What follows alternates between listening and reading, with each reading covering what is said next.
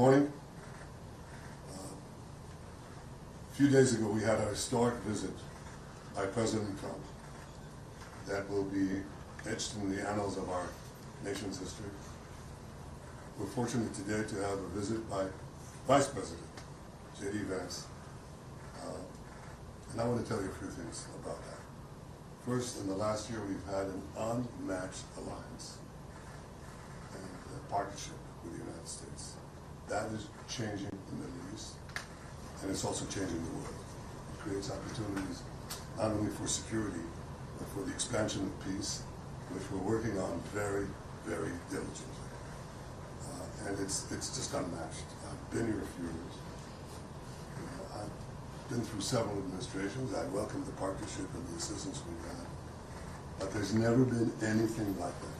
And President Trump said that. So the partnership has never happened before. Well, that includes a close circle, both on our side and on the American side. And President Trump knows who he picks for that circle. One of the members, to put it mildly, is the Vice President.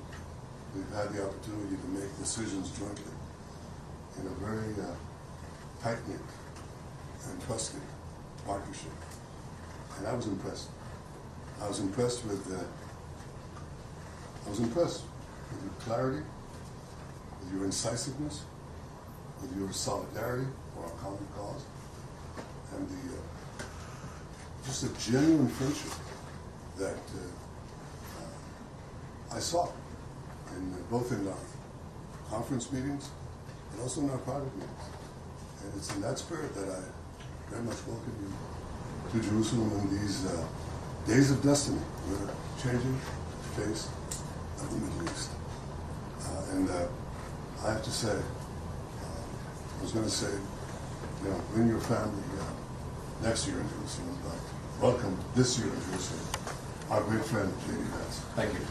Thank you, Mr. Prime Minister, and thanks to your entire team for your hospitality and for having us.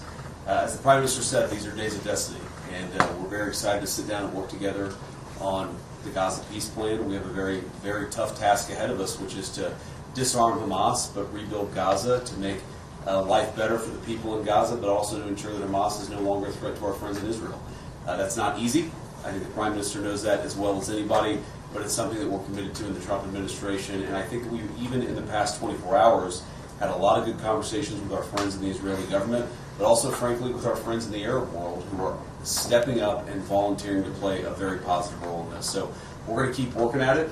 I didn't know what to expect, honestly. I know the President was here a week ago to welcome the hostages home and actually sign the deal a week into it. There's a lot of work to do, but I feel very optimistic about where we are. So thank you for the partnership.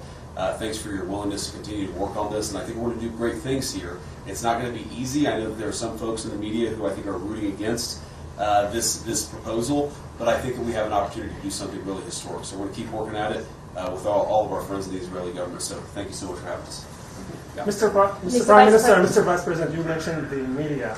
And now in the media say in recent days that Israel is becoming some kind of vassal state or protectorate of the United States, not only advising it what to do, but also commanding what to do. Why do you both comment on that? And also another comment on, will you allow Prime Minister Turkish security personnel to get inside Gaza? Well, I want to put it very clearly. 1 week they say that Israel controls the United States. A week later they say the United States controls Israel. This is hogwash. We have a partnership, an alliance of partners who share common values, common goals. We can have discussions, we can have disagreements here and there, but on the whole, I have to say that in the past year we've had agreement, not only on goals, but how to reach them, and I think we're pursuing them successfully. We've been able to do two things. Put the knife at Hamas's throat. That was the military effort guided by Israel. And the other effort was to isolate Hamas in the Arab and Muslim world, which I think the President did brilliantly with his team. So those two things produced the hostages. Nobody believed we'd get them out. Mr. Prime Minister, will you allow Turkey on the to question of the Turks, I think, let me quote the Vice President from yesterday, he said that I have very strong opinions on that. And he also said, we have to do it with, Israel will be obviously decide together who does that. So I have very strong opinions about that. You want to guess what they are? Vice President, can you comment on whether Washington's direction Israel's decisions? I would address that. So, look, we don't want in Israel, we don't want a vassal state, and that's not what Israel is. We don't want a client state, and that's not what Israel is. We want a partnership. We want an ally here. And the president believes very strongly that if Israel honestly, with our Gulf Arab allies, can play a very positive leadership role in this region, to where, frankly, the United States can care less about the Middle East because our allies in the region are giving up and taking control and taking ownership of their area of the world. Now, that doesn't mean we don't have interests here. That doesn't mean we don't care about what happens here. But we actually see this as an opportunity to build on the Abraham Accords. I think this Gaza deal is a critical piece of unlocking the Abraham Accords. But what it could allow is an alliance structure in the Middle East that perseveres, that endures, and that allows the good people in this region of the world to step up and take ownership of their own backyard. That's in the United States' best interest. I happen to think that it's in Israel's best interest too. Vice President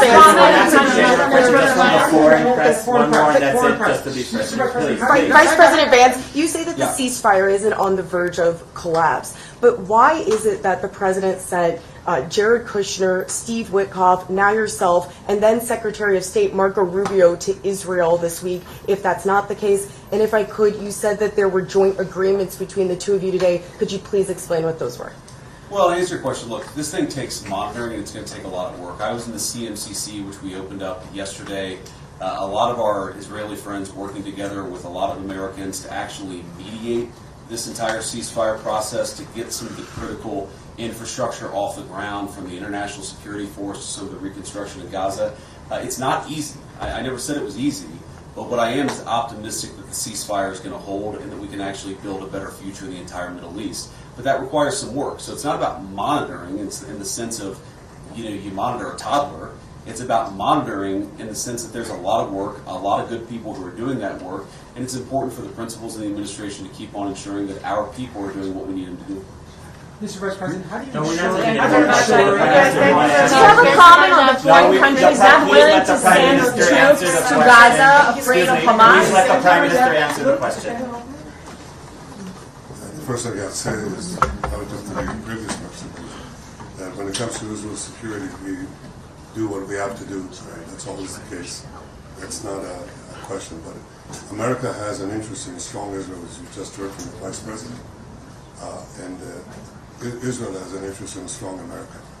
America has other interests in this region where we can be flexible to accommodate that. That's good, because a strong America is in our interest. And equally, as you just heard the Vice President say again, a strong Israel serves America's interest in stabilizing this very unstable region. And you can't stabilize it without a strong Israel. So we make the decisions for the security of Israel, but we make common decisions for the region, which I think can serve us both. And that's what we discussed today. We discussed this idea of the day after. Remember, everybody said you don't have a day after, you don't have a day after. We're just creating an unbelievable day after with a completely new vision of how to have the civil government, how to have the security there. Who could provide that security there? Again, with Israel taking care of overall security always. And we discussed that. And I think we have some very, very good ideas how to proceed. It's not going to be easy, but I think it's possible. Yeah, I mean, this plan and an infrastructure here where nothing existed even a week and a day ago, that's going to require a lot of work. It requires a lot of ingenuity. But again, I just, having seen what's already been built in just the past 7 days, I think that we're on an incredible pathway here to do something that has never been done.